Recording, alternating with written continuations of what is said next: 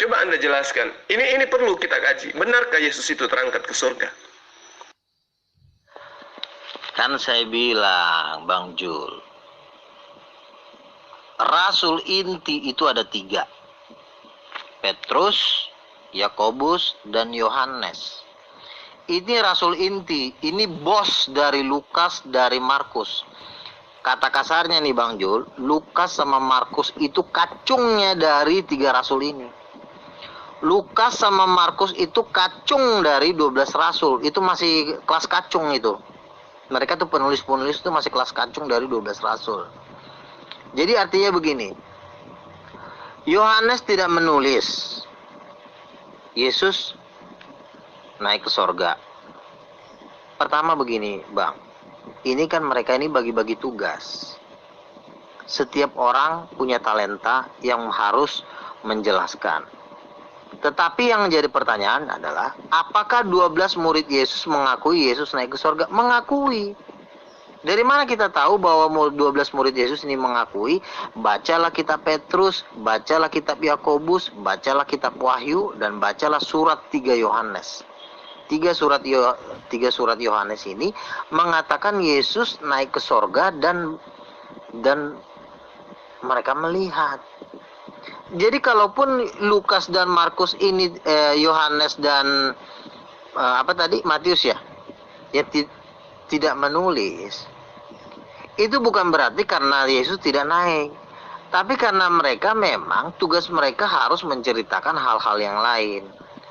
Karena Yohanes pun di dalam kitab Wahyu juga melihat Yesus duduk sebagai anak domba disembah oleh semua makhluk. Yohanes itu siapa? Yohanes itu adalah bos dari rasul-rasul. 3 ini adalah bos dari rasul-rasul, yaitu Yohanes, Yakobus, dan Petrus. Justru Yohanes nulis ya bukan karena mereka ya kan tugasnya kan beda-beda. Ada yang nulis ya kan nggak mungkin lah semua harus nulis yang sama, iya kan? Ada semua tuh penulisan itu nggak harus copy paste Pak. Itu menurut apa yang didorong Tuhan. Misalnya yang satu nulis Yesus naik ke sorga, mau rasul yang lain nggak perlu nulis lagi, tapi nulis bagian yang lain, bagian yang ini kan yang perlu dicatat kan bukan hanya Yesus naik ke sorga. Karena itu dari Roh Kudus, maka Roh Kudus itu sudah tahu menjadi bagian-bagiannya. Oh ini bagian kamu ya, ini bagian kamu ya. Yang pasti 12 murid Yesus di dalam kitabnya mengakui Yesus naik ke sorga dan mati dan bangkit. Itu adalah ajaran intinya. Jadi gini Bang, ya itu iman abang kan, saya tidak persalahkan itu. Cuman kan kita ini berbicara netral ya. Jadi gini, narasumber satu-satunya tentang kebenaran daripada ajaran Yesus itu adalah Yesus sendiri sebagai pelaku dan sebagai penyampai firman, di mana Yesus dengan tegas mengatakan, aku tidak berkata-kata dari diriku sendiri, melainkan apa yang diperintahkan oleh Bapakku untuk aku katakan dan aku sampaikan. Itu tertuang di dalam Yohanes 12 ayat 49. Yesus loh yang konon dituhankan oleh Bang Luga. Yesus sendiri mengatakan, aku tidak berkata-kata dari diriku sendiri, selain daripada yang diperintahkan oleh Bapa untuk aku katakan dan aku sampaikan. Bagaimana dengan penulis-penulis kitab kanonik ini? Apakah juga berlaku bagi dirinya bahwa aku tidak menulis dari diriku sendiri selain daripada apa yang diberitakan oleh Yesus kepada kami? Ini aja udah terputus Bang. Jadi Yesus selaku penerima firman menyampaikan firman kepada muridnya, di mana firman yang disampaikan oleh Yesus ini harus berdasar kepada apa yang diwahyukan oleh Bapa ke dia, bukan berasal dari dirinya sendiri, bukan seenak-enaknya sehingga ada istilah dia kan kacung. Yang Yohanes kan bosnya, yang mereka selain daripada yang 3 itu kan hanya kacung. Itu nggak bisa kayak gitu Bang, karena ini adalah pemberitaan tentang kebenaran firman Allah. Nah, kembali, ketika Matius dan juga Yohanes yang adalah juga merupakan pengikut Yesus, tidak memberitakan hal tentang kenaikan Yesus, kronologis kenaikan Yesus ke surga, maka ini adalah tanda tanya besar. Kenapa? Matius 28 ayat 19 sampai ayat 20, meskipun para pakar Alkitab banyak yang mengatakan itu adalah ayat sisipan, karena hanya sampai ayat ke-15, tapi nggak apa-apa. Hari ini kita coba untuk kaji keotentikan ayat ini sebagai salah satu sumber yang mengatakan bahwa Yesus itu terangkat ke surga. Matius 28 ayat 19 sampai ayat 20, dan juga Yohanes 21 sampai 21 ayat 23 sampai ayat 25. Tolong diluruskan Bang kalau saya keliru Bang nyebut ayat. Yohanes 21 ayat 23 sampai ayat 25. Nah, antara Matius dan juga Yohanes, jelas ayat-ayat yang mereka tulis, baik itu yang di Yohanes 21 maupun Matius 28, itu adalah merupakan petikan ayat terakhir dari 4 Injil kanonik. Kalau abang perhatikan dengan seksama ya, 2 Injil atau Gospel kanonik, Matius dan juga Yohanes, itu sama-sama tidak memberikan gambaran sedikit pun mengenai kenaikan Yesus ke surga. Saya ulang, kedua Gospel kanonik, Matius dan Yohanes tidak memberikan gambaran sedikit pun tentang kronologis kejadian mengenai kenaikan Yesus ke surga. Karena itulah, hal yang harus dipertanyakan kemudian adalah bagaimana mungkin peristiwa kenaikan Yesus bisa luput dari pemberitaan yang Anda katakan sebagai dia adalah bos daripada para rasul tersebut. Jadi 2 Gospel kanonik ini tidak mencatat kejadian atau peristiwa kenaikan Yesus. Jika benar Yesus itu betul-betul naik ke surga Bang, dan disaksikan oleh banyak orang Bang, maka selain tercatat dalam 4 Gospel kanonik, seharusnya, dan menurut saya karena ini adalah unsur kebenaran, maka wajib peristiwa ini tercatat dalam berbagai sumber sejarah. Tapi faktanya, jangankan para penulis sejarah independen atau netral, penulis gospel yang konon abang katakan sebagai big boss daripada para rasul, daripada murid ke-12, itu tidak mencatat kejadian ini. Jadi kitab suci umat Kristen sendiri masih belum yakin, bahkan tidak menyajikan berita simpang siur mengenai peristiwa kenaikan Yesus ke surga. Nah, ini yang perlu kita cermati dengan baik dan benar. Benarkah kejadian ini seperti apa yang diceritakan oleh Lukas dan juga Markus? Anda salah besar kalau Anda hanya mengatakan hanya 4 Injil yang diakuin dalam Konsili Nika. Anda terlalu sangat salah itu. 4 Injil yang ditulis dalam 4 Gospel itu adalah tulisan dari jemaatnya 12 rasul, ya. Anda seakan-akan lebih meninggikan tulisan 4 Injil itu dibanding dari tulisan Petrus. Padahal Yesus sudah mengatakan bahwa yang menjadi soko guru itu cuma 3 orang. Petrus, Yohanes, dan Yakobus. Bagaimana mungkin Anda tidak melibatkan Petrus dalam pemberitaan Injil? Justru Petrus itulah orang paling inti dari 4 Injil itu. Saya sangat tidak setuju Anda mengatakan bahwa hanya 4 Injil lah yang lolos dalam Konsili Nika. Itu sangat salah.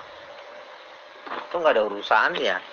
Justru penulis keempat Injil ini ya, kecuali Yohanes ya, ini adalah jemaat dari 12 rasul. Artinya Markus, Lukas, dan Matius itu pun menulis Injil atas persetujuan, atas stempel dari 12 rasul. Semua harus pakai laporan ke 12 rasul menulis Injil. Tidak boleh 12 Markus, Lukas, Yohanes ini menulis Injil tanpa sepengetahuan Petrus, Yakobus, dan Yohanes. Makanya ada kitab Yohanes, makanya ada kitab Petrus, makanya ada kitab Yakobus, karena mereka adalah dasar dan pondasi dari 4 Injil yang ditulis oleh Markus, Lukas, dan Matius. Gitu loh.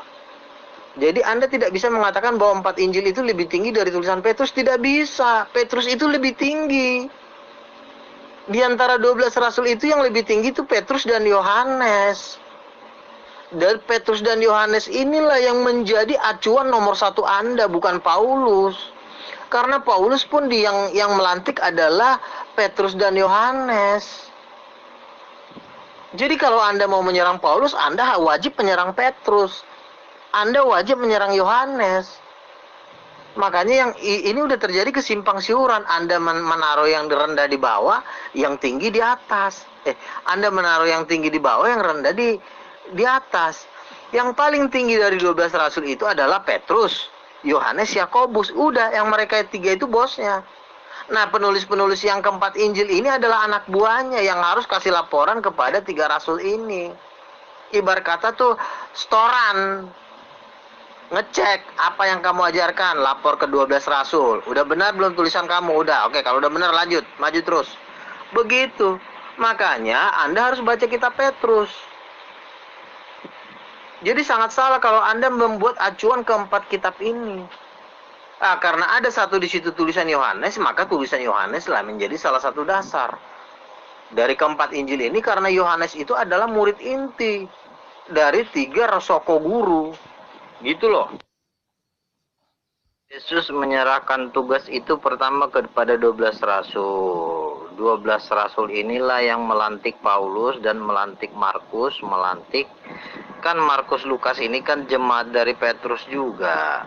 Itu semua dikontrol oleh Petrus. Jadi Anda tidak bisa mengatakan, karena itu Markus, Lukas, Yohanes itu kan ibarat kata masih satu persekutuan, satu gereja dengan Petrus.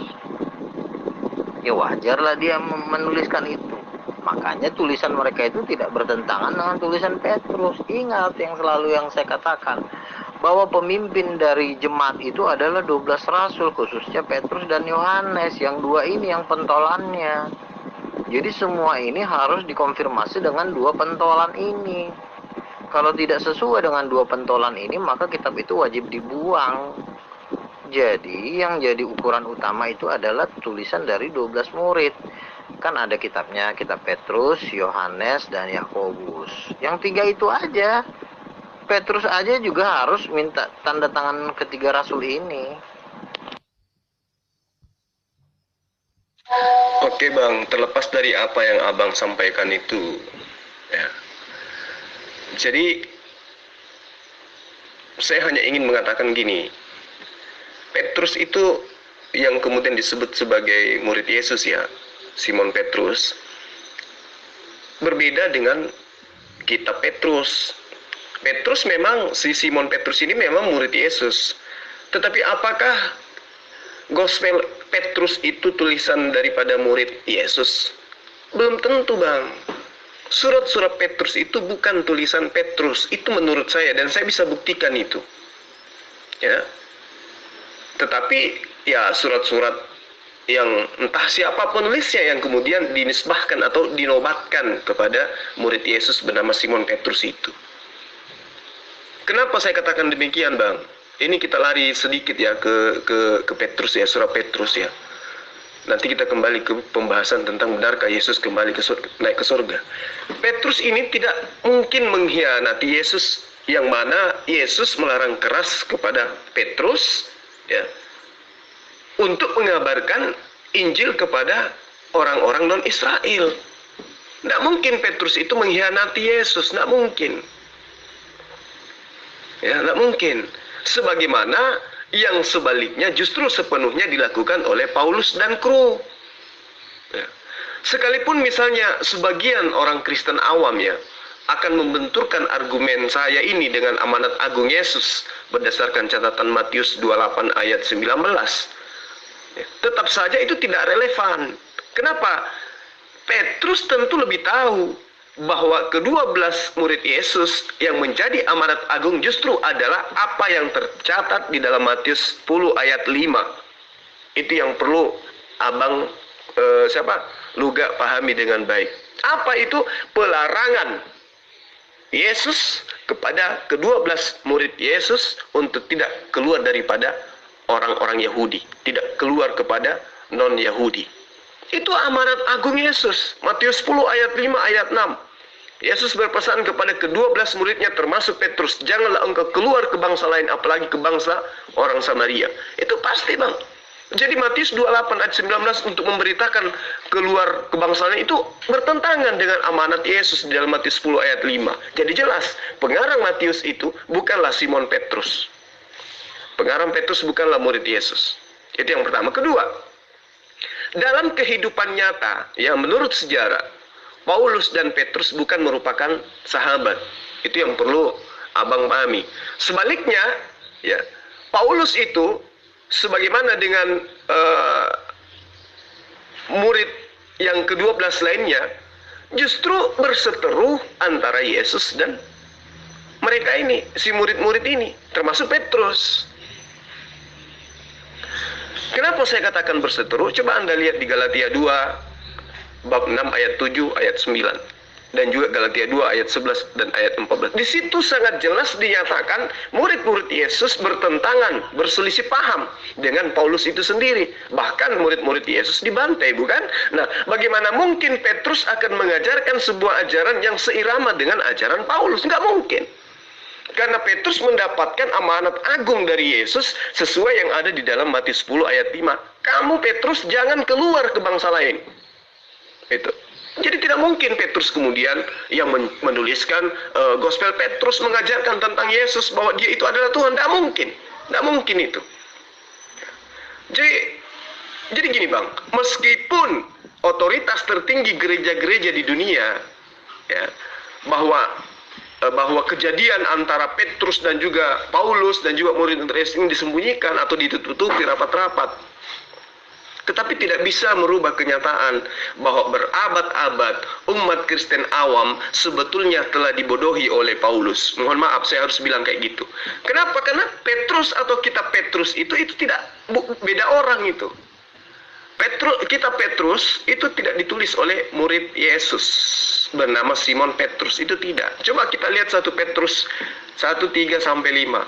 Terpujilah Tuhan dan Bapa Tuhan kita Yesus Kristus. Mustahil Simon Petrus mengatakan begitu, mustahil.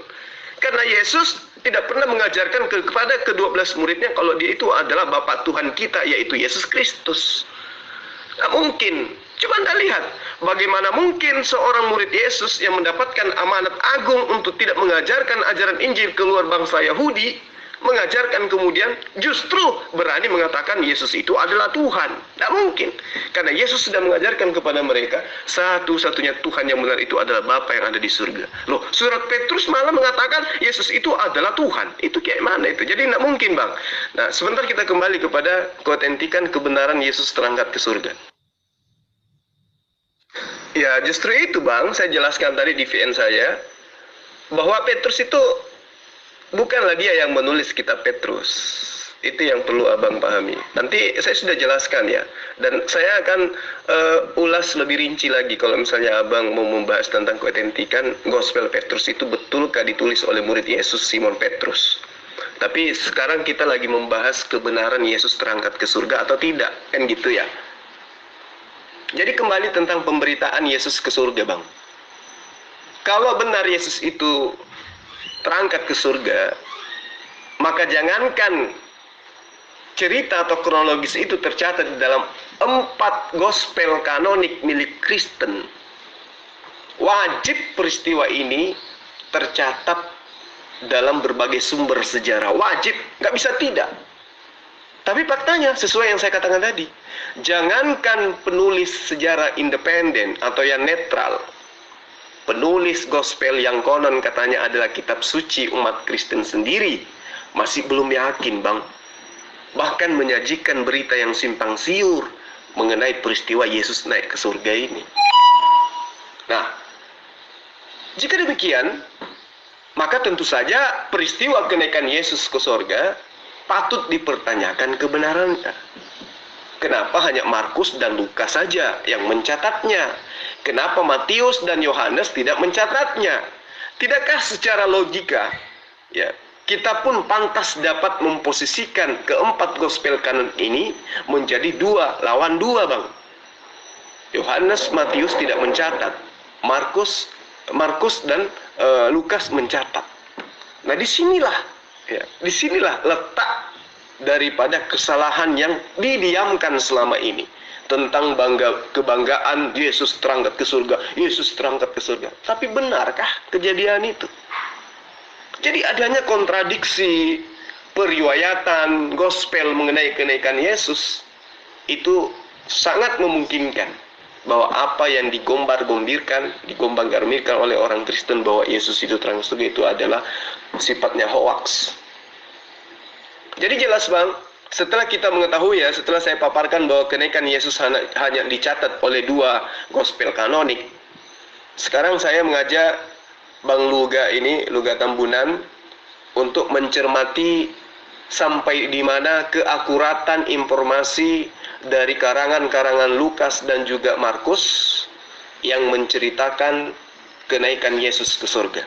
Karena saya melihat, Bang, dengan kacamata critical text dan juga histori, nampaknya kedua gospel ini saling berbeda pandang mengenai kenaikan Yesus ke surga. Jadi selain mereka hanya berdua yang memberitakan Yesus naik ke surga, kronologis Yesus naik ke surga, ternyata masing-masing pemberitaan mereka pun saling jambak-jambakan. Kita akan buktikan.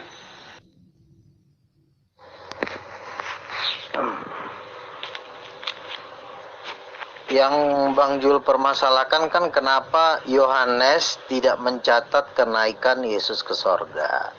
Semua itu kan ada tugas masing-masing sesuai dengan Roh Kudus yang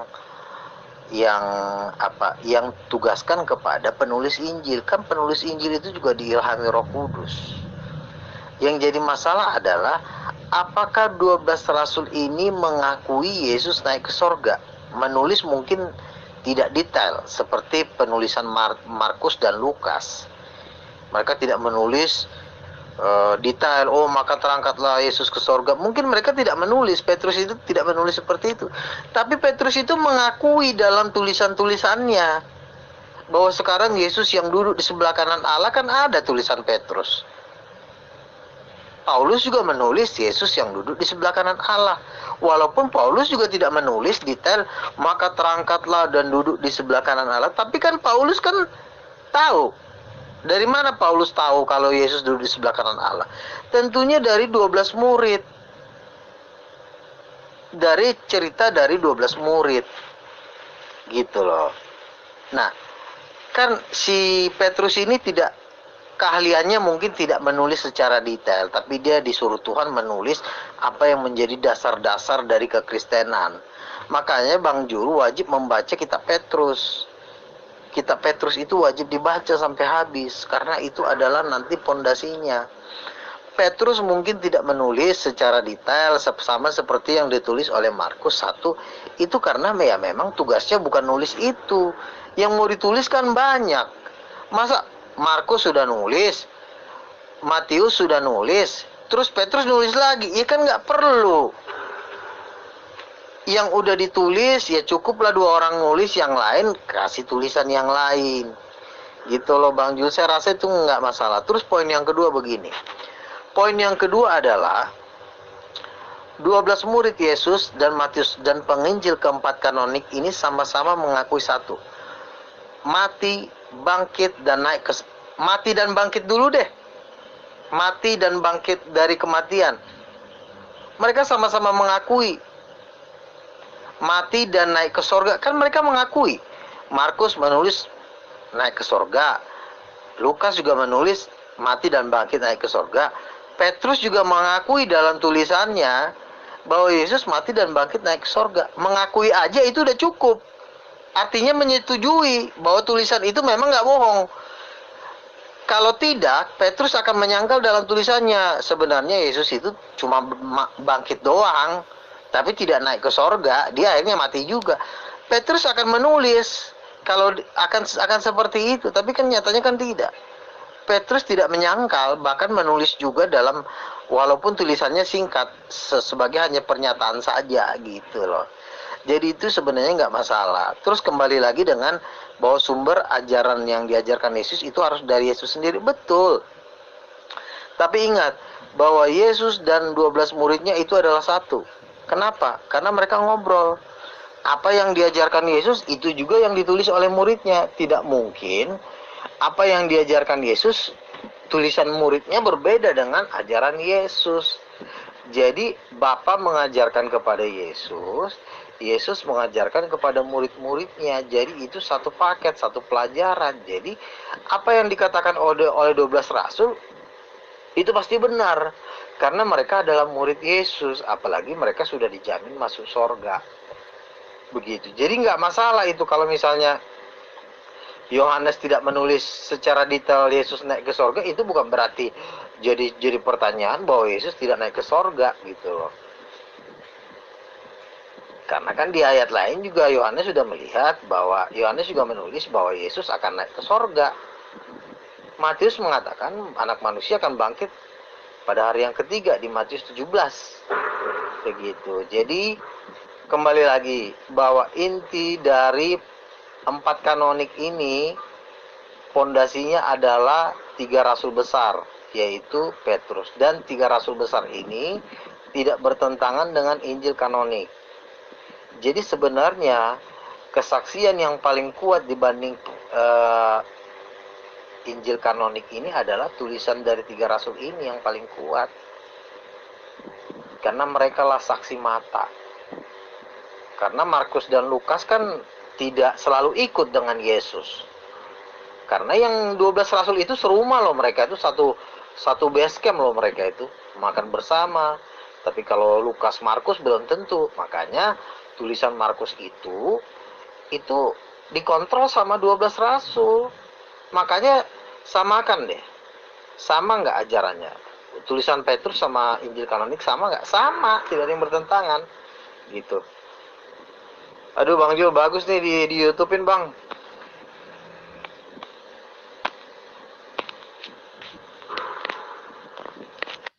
Ya, justru itu Bang, saya jelaskan tadi di VN saya, bahwa Petrus itu bukanlah dia yang menulis kitab Petrus. Itu yang perlu Abang pahami. Nanti saya sudah jelaskan ya. Dan saya akan ulas lebih rinci lagi kalau misalnya Abang mau membahas tentang keotentikan Gospel Petrus itu betulkah ditulis oleh murid Yesus Simon Petrus. Tapi sekarang kita lagi membahas kebenaran Yesus terangkat ke surga atau tidak. Kan gitu ya. Jadi kembali tentang pemberitaan Yesus ke surga Bang. Kalau benar Yesus itu terangkat ke surga, maka jangankan cerita atau kronologis itu tercatat di dalam 4 gospel kanonik milik Kristen. Wajib peristiwa ini tercatat dalam berbagai sumber sejarah. Wajib, nggak bisa tidak. Tapi faktanya sesuai yang saya katakan tadi.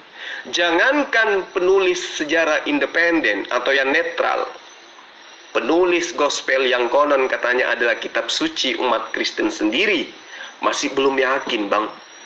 Bahkan menyajikan berita yang simpang siur mengenai peristiwa Yesus naik ke surga ini. Nah, jika demikian, maka tentu saja peristiwa kenaikan Yesus ke surga patut dipertanyakan kebenarannya. Kenapa hanya Markus dan Lukas saja yang mencatatnya? Kenapa Matius dan Yohanes tidak mencatatnya? Tidakkah secara logika, ya, kita pun pantas dapat memposisikan keempat gospel kanon ini menjadi 2 lawan 2 Bang. Yohanes, Matius tidak mencatat, Markus dan Lukas mencatat. Nah disinilah letak daripada kesalahan yang didiamkan selama ini tentang kebanggaan Yesus terangkat ke surga, Yesus terangkat ke surga. Tapi benarkah kejadian itu? Jadi adanya kontradiksi periwayatan gospel mengenai kenaikan Yesus itu sangat memungkinkan bahwa apa yang digombar-gambirkan oleh orang Kristen bahwa Yesus itu terangkat ke surga itu adalah sifatnya hoax. Jadi jelas Bang, setelah kita mengetahui ya, setelah saya paparkan bahwa kenaikan Yesus hanya dicatat oleh 2 gospel kanonik, sekarang saya mengajak Bang Luga ini, Luga Tambunan, untuk mencermati sampai di mana keakuratan informasi dari karangan-karangan Lukas dan juga Markus yang menceritakan kenaikan Yesus ke surga. Karena saya melihat, Bang, dengan kacamata critical text dan juga histori, nampaknya kedua gospel ini saling berbeda pandang mengenai kenaikan Yesus ke surga. Jadi selain mereka hanya berdua yang memberitakan Yesus naik ke surga, kronologis Yesus naik ke surga, ternyata masing-masing pemberitaan mereka pun saling jambak-jambakan. Kita akan buktikan.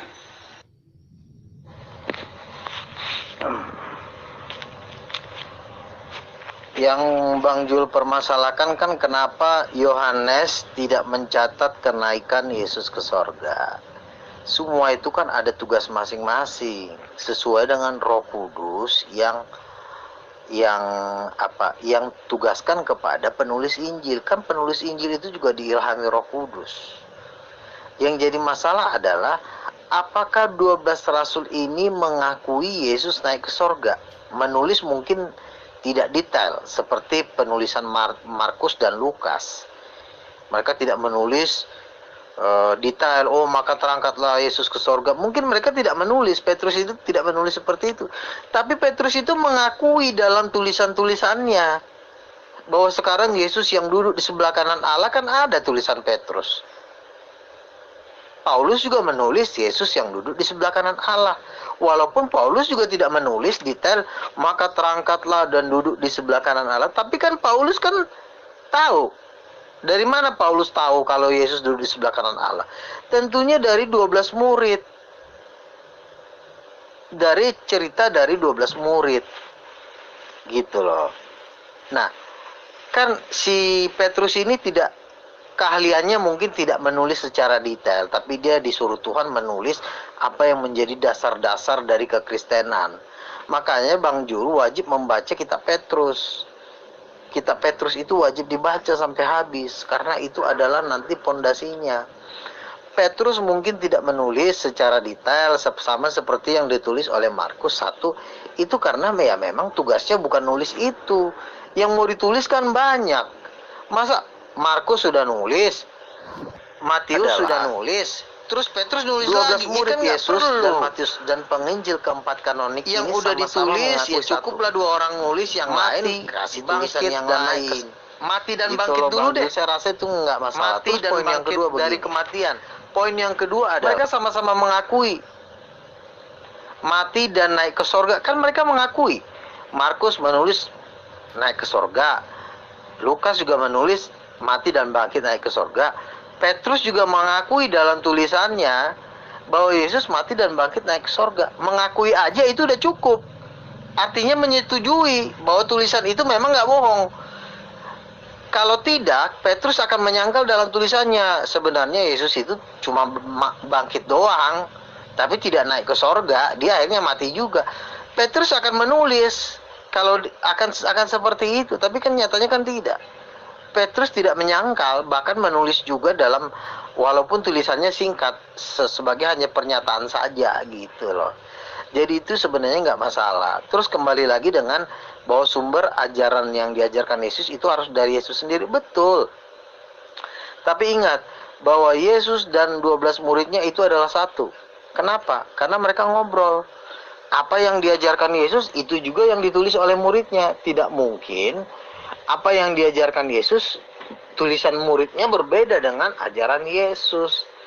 Jadi Bapa mengajarkan kepada Yesus, Yesus mengajarkan kepada murid-muridnya. Jadi itu satu paket, satu pelajaran. Jadi apa yang dikatakan oleh 12 rasul itu pasti benar, karena mereka adalah murid Yesus. Apalagi mereka sudah dijamin masuk surga. Begitu. Jadi nggak masalah itu kalau misalnya Yohanes tidak menulis secara detail Yesus naik ke sorga. Itu bukan berarti jadi pertanyaan bahwa Yesus tidak naik ke sorga gitu loh. Karena kan di ayat lain juga Yohanes sudah melihat bahwa Yohanes juga menulis bahwa Yesus akan naik ke sorga. Matius mengatakan anak manusia akan bangkit pada hari yang ketiga di Matius 17. Begitu. Jadi kembali lagi bahwa inti dari 4 kanonik ini fondasinya adalah 3 rasul besar, yaitu Petrus. Dan 3 rasul besar ini tidak bertentangan dengan Injil kanonik. Jadi sebenarnya kesaksian yang paling kuat dibanding Injil kanonik ini adalah tulisan dari 3 rasul ini yang paling kuat. Karena mereka lah saksi mata. Karena Markus dan Lukas kan tidak selalu ikut dengan Yesus. Karena yang 12 rasul itu serumah loh, mereka itu satu base camp loh, mereka itu makan bersama. Tapi kalau Lukas, Markus belum tentu. Makanya tulisan Markus itu dikontrol sama 12 rasul. Makanya samakan deh. Sama nggak ajarannya? Tulisan Petrus sama Injil kanonik sama nggak? Sama, tidak ada yang bertentangan. Gitu. Aduh Bang Jo, bagus nih di YouTube-in Bang.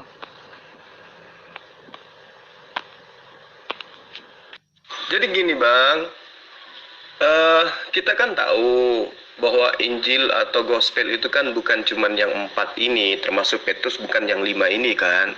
Ada Barnabas, ada Filipus, ada Simon, ada Thomas dan lain sebagainya, iya kan?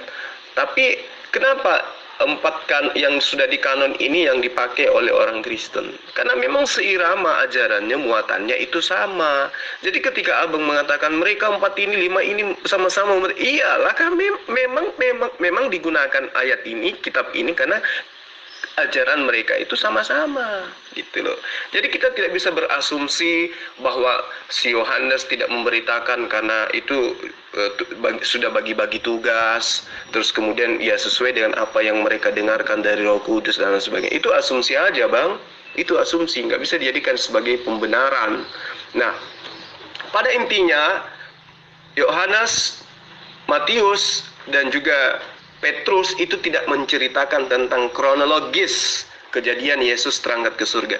Kan tadi intinya Abang nggak mau bercerita tentang surga dan neraka, tentang surganya Yesus, Kristen dan surganya Islam disebabkan karena Rasulullah Muhammad SAW tidak ke surga. Nah sekarang kita buktikan, karena kebanggaan Abang itu Yesus ke surga, kita buktikan benarkah Yesus itu ke surga. Nah Yohanes, Matius tidak menceritakan itu, berarti kan sudah lemah nih. Tinggal dua yang menceritakan Yesus ke surga, yaitu Markus dan juga Lukas. Kalau Yohanes dan Matius kan sudah gugur dia, nggak ada ceritakan Yesus ke surga. Artinya kronologis terangkatnya Yesus itu mereka tidak beritakan. Dan juga tidak ada sejarawan yang menceritakan itu. Nah, kembali kita fokus kepada dua si pemberita ini, Markus dan juga Lukas. Coba Abang lihat konsentrasi di dalam Markus 16 ayat 14 sampai ayat 20.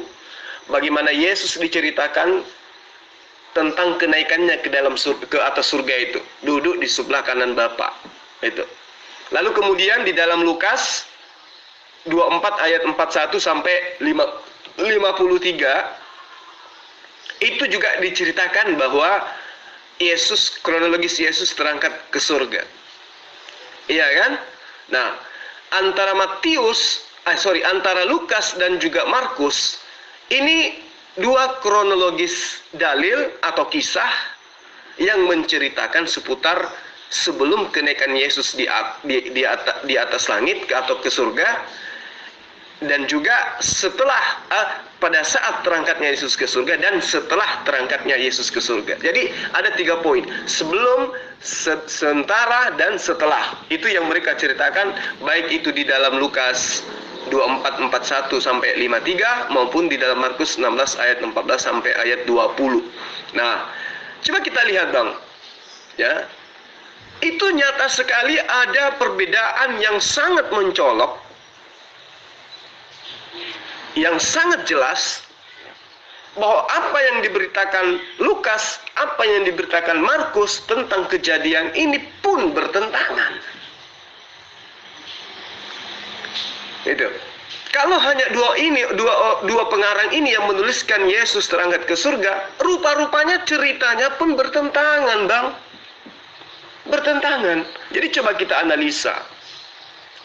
Yang pertama, karangan Markus, setelah Yesus menampakkan diri kepada murid-muridnya dan meyakinkan murid-murid mereka, kata Markus ya, hal yang terucap kemudian dari mulut Yesus pertama kali adalah apa?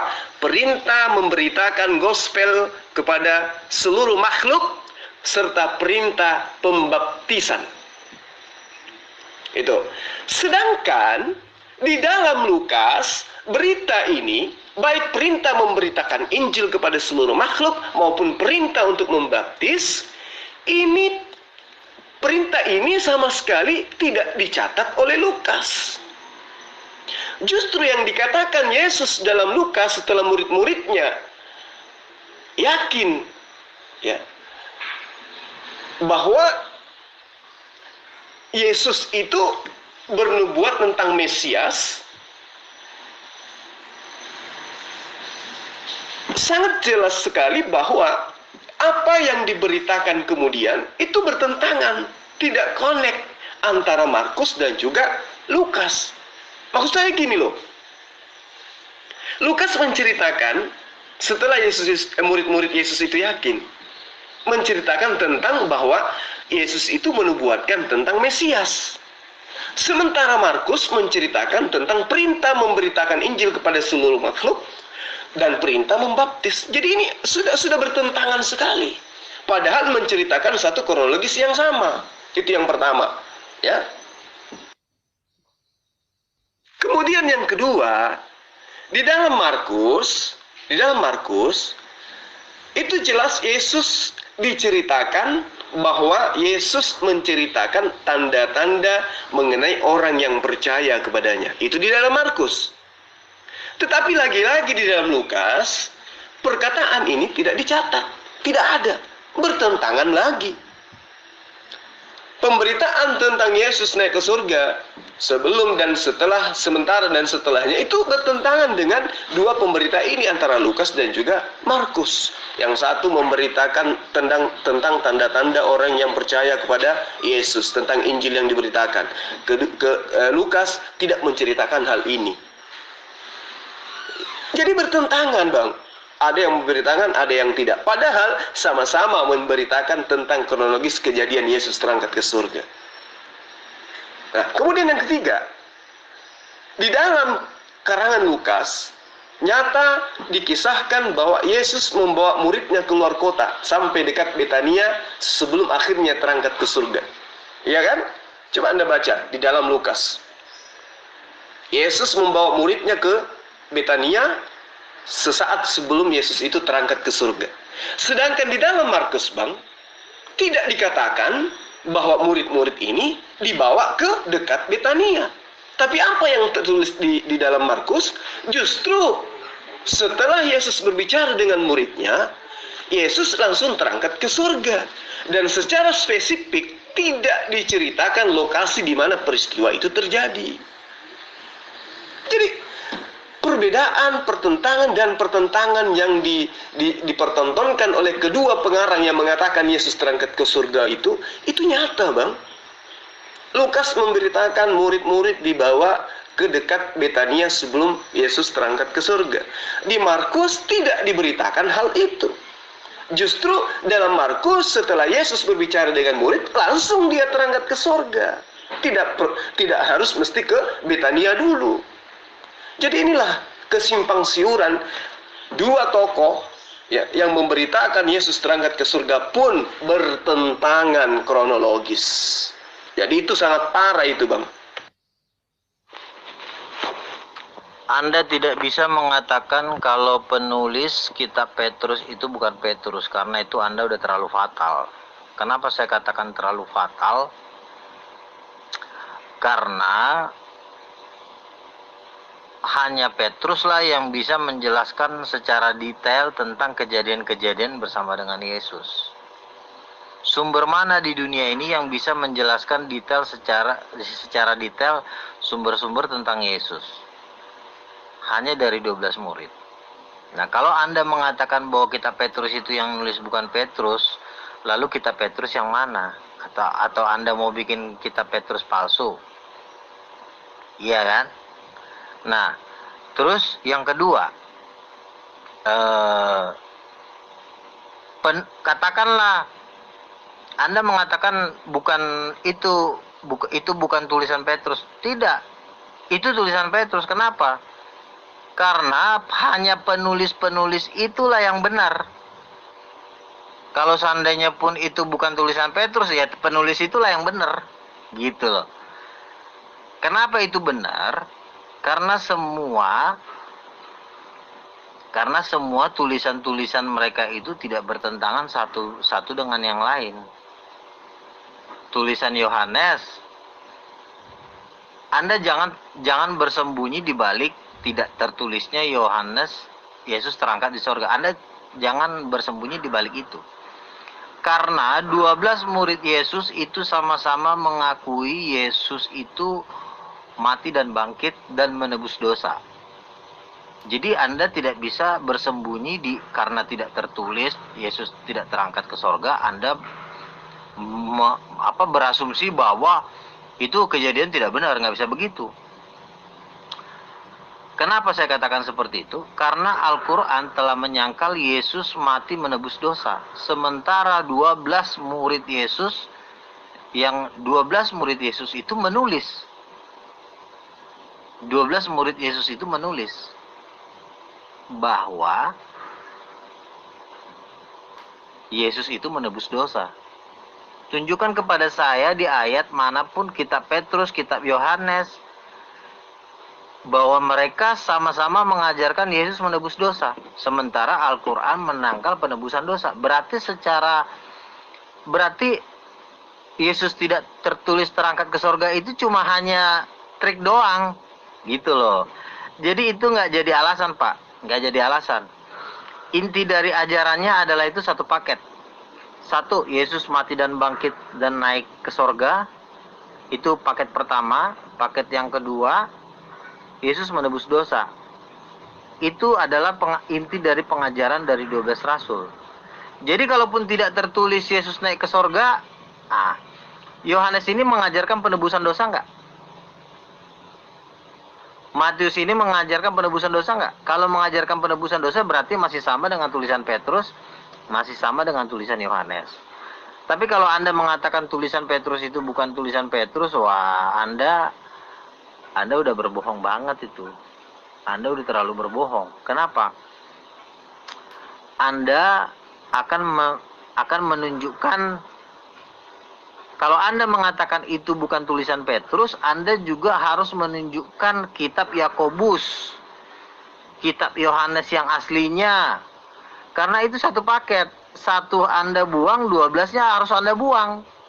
Gitu loh. Jadi Anda harus membuat 12 murid palsu lagi.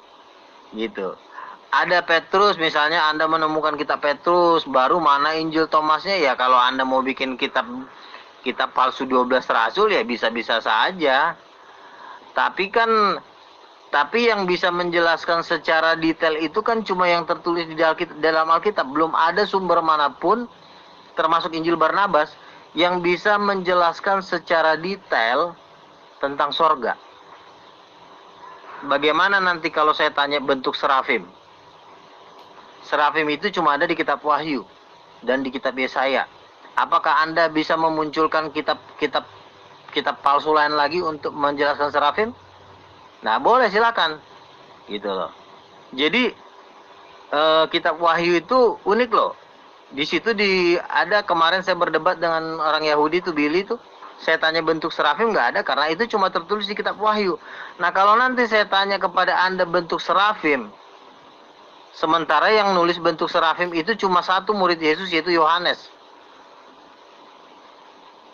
Nah, apakah Anda bisa menampilkan bukti kitab lain yang menunjukkan bentuk serafim? Tidak ada. Jadi saya sangat percaya bahwa kitab Petrus itu ditulis oleh Petrus, dan kitab Yohanes, kitab Wahyu itu ditulis oleh Rasul Yesus, dan itu adalah kebenaran yang tidak bisa dibantahkan. Kalau mau bantah silakan. Nanti saya akan tanya bentuk serafim seperti apa, karena bentuk serafim cuma ditulis ada di 2 kitab di dalam Alkitab, yaitu di kitab Yesaya dan kitab Wahyu. Nah, kalau Anda saya tanya nanti bentuk serafim Anda nggak tahu, berarti Anda udah KO. Gitu. Jadi membuktikan bahwa kitab 12 murid Yesus itu adalah kitab yang terlengkap, kitab yang tidak terkalahkan. Kalau mau dibantah silakan. Ini Bang Zul dimasukin di YouTube ya. Jadi gini Bang, sedikit saya tanggapi tentang kitab Petrus ini ya. Penulis kitab Petrus itu mengidentifikasikan dirinya sebagai Petrus, ya kan?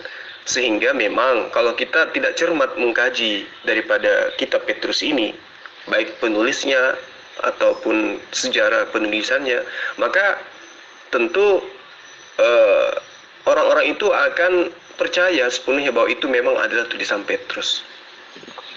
Jadi murid Yesus yang juga dikenal sebagai Simon Petrus itu jelas dikatakan oleh banyak sarjana-sarjana Alkitab modern, Bang. Banyak sarjana-sarjana teolog yang sangat-sangat yakin bahwa apa yang ada di dalam tulisan-tulisan kitab Petrus itu bukanlah merupakan surat-surat yang sebenarnya ditulis oleh orang yang menggunakan nama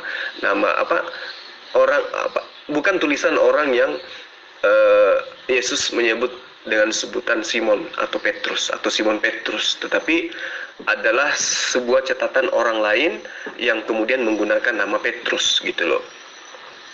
Kenapa saya pribadi mengatakan demikian? Karena setelah saya mengkaji kitab ini, itu memang isinya jelas penuh dengan ide-ide dan gaya penulisan Paulus. Itu. Sementara Yesus dan Paulus kan kita tahu bertentangan pengajaran. Sementara Petrus adalah murid yang taat kepada Yesus, maka tentu Petrus akan lebih memilih pengajaran Yesus. Nah, amanat agung Yesus kepada Petrus, janganlah engkau keluar ke bangsa lain. Jadi tidak mungkin Petrus yang menerima amanat dari gurunya itu kemudian membuat catatan-catatan mengajarkan ke non-Yahudi tentang sesuatu yang justru sifatnya bernuansa pagan. Tidak mungkin.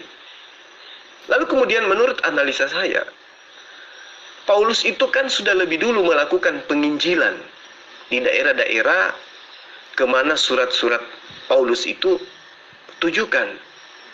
Artinya gini, dengan mengirimkan surat-suratnya tersebut, maka kalau memang benar Petrus murid Yesus ini yang telah menuliskan surat-surat Petrus, maka jelas itu melanggar wilayah garapan daripada gereja Paulus. Karena satu muridnya Yesus, yang satunya pembantah ajaran Yesus. Itu yang perlu dipahami, Bang. Lalu kemudian, menurut analisa saya, dalam kitab Petrus itu tidak ditemukan catatan pribadi tentang kehidupan Yesus. Itu tidak ditemukan. Ya. Padahal kalau dilihat dari sejarah, Petrus itu adalah murid yang paling intim terhadap Yesus. Jadi di kitab 1 Petrus tidak menunjukkan sedikit pun bukti-bukti kedekatan dengan Yesus. Seakan-akan Petrus ini adalah orang asing yang menceritakan orang asing. Iya kan? Nah, ini yang perlu abang pahami. Itu bisa dilihat dari catatan-catatan 1 Petrus ini berkaitan tentang kehidupan Yesus, tentang ajaran Yesus, tentang kematian Yesus. Sementara ya, penulis kitab Petrus hanya menuliskan referensi secara umum perihal penderitaan Yesus.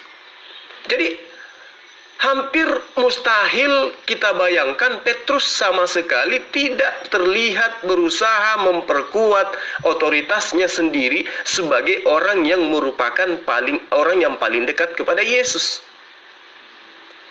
Jadi dalam beberapa kasus di dalam catatan-catatan kitab Petrus itu, kalau dia adalah Petrus, itu jelas Petrus tidak merujuk pada contoh-contoh yang pernah diberikan oleh Yesus. Tidak. Apa yang dialami Petrus yang asli dengan Yesus itu justru tidak diceritakan di dalam buku Petrus ini. Membuktikan bahwa pengarang Petrus itu bukanlah murid Yesus, tetapi orang lain yang kemudian mengambil nama Petrus sebagai sampul kitab agar dianggap sebagai sebuah kebenaran. Itu kesimpulan saya, Bang. Jadi kita kembali fokus kepada tentang benarkah Yesus terangkat ke surga. Nggak usah dibahas ini dulu. Mencatat bukan berarti tidak bertentangan, karena ibarat kata ini bagi-bagi tugas, Bang, gitu loh. Kalau saya juga mau nanti tunjukkan untuk membuktikan bahwa tulisan Petrus, tulisan 12 Rasul itu adalah tulisannya murid Yesus, nanti saya akan memberikan pertanyaan contoh misalnya seperti serafim, kerubim. Ya, yang bisa menjawab itu cuma 12 murid ini. Kalau Bang Jul mau cari kitab Petrus tandingan gitu ya, bahwa yang menulis kitab Petrus ini adalah bukan murid Yesus, ya nanti akan saya kasih soal-soal yang membuktikan. Misalnya bentuk serafim itu cuma tertulis di 2 kitab. Kenapa hanya di 2 kitab? Kenapa tidak semua kitab? Itu tergantung kapasitas rasul itu, Pak. Gitu loh. Jadi tidak semua orang harus menulis Yesus terangkat di sorga. Itu tugasnya beda-beda gitu loh. Bukan berarti bertentangan, tetapi yang pasti Markus, Lukas, Yohanes ini mengimani Yesus mati dan bangkit dan naik ke sorga dan menebus dosa manusia. Itu poin intinya. Ketuhanan Yesus itu satu paket dengan penebusan. Dan 12 rasul itu mengakui penebusan. Itu intinya. Kita lari ke intinya aja deh. Nah, sementara Muhammad tidak mengakui Yesus naik ke sorga dan menolak penebusan. Inti dari ajaran Yesus itu kan penebusan. Dan Muhammad menyangkal penebusan, 12 rasul mengajarkan penebusan. Walaupun 12 rasul sebagian nggak menulis Yesus terangkat ke sorga. Itu nggak masalah. Itu cuma karena pembagian tugas saja. Jadi gini Bang, mengenai kitab Petrus, siapa penulisnya itu nanti kita bahas di sesi yang lain. Kita fokus kepada pemberitaan Yesus itu benarkah ke surga. Kalau Matius dan Yohanes kan sudah gugur dia. Dia tidak ada menceritakan tentang kronologis kejadian Yesus itu terangkat ke surga. Artinya, pemberitaan kebenaran Yesus terangkat ke surga itu semakin melemah. Karena hanya diberitakan oleh 2 pengarang, yaitu Lukas dan Markus. Nah, ternyata setelah kita kaji ya beberapa saat ini, ternyata Lukas dan Markus itu bertentangan pemberitaannya tentang kejadian Yesus itu terangkat ke surga. Jadi alur cerita maupun isi cerita dan juga ending cerita itu bertentangan antara 2 orang yang memberitakan Yesus terangkat ke surga. Jadi otomatis kalau kita ingin memaksakan cerita mereka ini, salah satu dari mereka itu memberitakan hal yang tidak benar. Salah satu benar dan salah satu salah. Kalau bukan salah Markus, maka yang salah itu Lukas. Atau sebaliknya. Atau dua-duanya tidak ada yang benar. Itu yang perlu dicermati. Ya.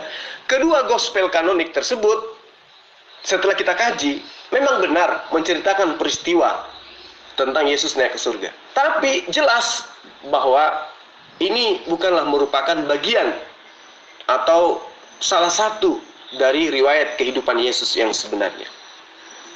Kalau kita cermati Bang, mengenai riwayat yang diceritakan oleh Lukas, itu jelas internalnya Lukas sendiri kontradiktif dengan perkataannya. Coba Abang lihat. Iya toh? Di dalam kisah para rasul, yang mana kitab para rasul itu juga adalah catatannya sendiri, si penulis Lukas ini. Di dalam kisah para rasul yang diceritakan oleh Lukas, itu jelas Yesus 40 hari bersama murid-muridnya setelah terjadi proses penyaliban, ya, baru kemudian terangkat ke surga. Itu tertera di dalam kisah para rasul 1 ayat 3. 40 hari loh lamanya di dalam kisah para rasul yang konon diceritakan oleh Lukas sendiri, bahwa 40 hari lamanya Yesus bersama dengan murid-muridnya sebelum terangkat ke surga setelah proses penyaliban.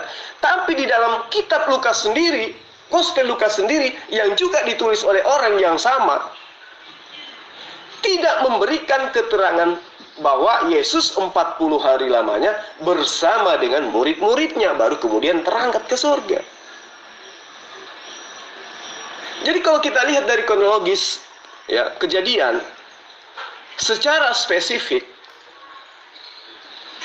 Lukas di dalam gospel Lukas mengatakan bahwa kenaikan Yesus terjadi pada hari dia dibangkitkan dari kubur setelah berbicara kepada murid-muridnya. Tentu Anda bisa lihat di dalam Lukas 24 ayat 36 dan seterusnya. Ya kan, pada saat prosesi dia minta ikan goreng. Hari kejadian dia bangkit, hari itu juga menurut Lukas, di dalam gospel Lukas, Yesus terangkat ke sorga. Tapi menurut cerita Lukas di dalam kitabnya Kisah Para Rasul, ditulis oleh Lukas sendiri, itu Yesus tidak terangkat pada hari Yesus bangkit dari kubur, tetapi menunggu 40 hari bersama-sama dengan muridnya dulu, baru terangkat ke surga. Jadi bagaimana mungkin kejadian Yesus naik ke surga itu bisa dipercaya?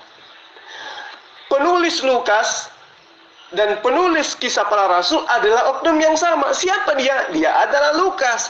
Tulisan Lukas di dalam Gospel Lukas menceritakan pada saat kejadian Yesus bangkit dari kubur, langsung terangkat ke surga setelah berbicara dengan murid-muridnya.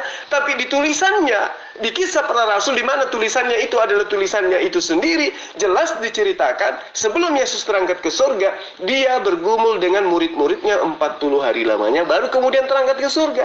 Yang mana yang benar? Padahal sumbernya dari orang yang sama. Dari sini saja kita sudah bisa tahu bahwa kronologis kejadian Yesus terangkat ke surga itu hoax, error. Seperti itu, Bang.